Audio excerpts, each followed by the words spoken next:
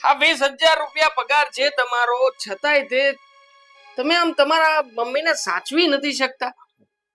ના, શરમ આવવી જોઈએ. જો કે મને ખબર છે તમને ક્યારેય નહીં આવે, કારણ કે તમારા લોહીમાં નથી ને શરમ, મર્યાદા, ઇજ્જત, આબરૂ, નાક કઈ છે જ નહીં.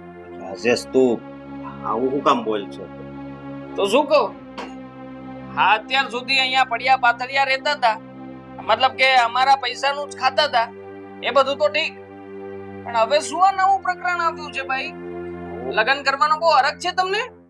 આ મને કઈ ખબર નથી પડતી.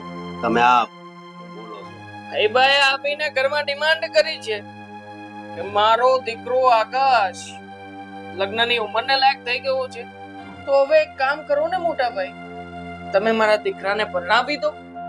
એટલે શું આ ભીખ માંગવાની કઈ નવી નવી રીત છે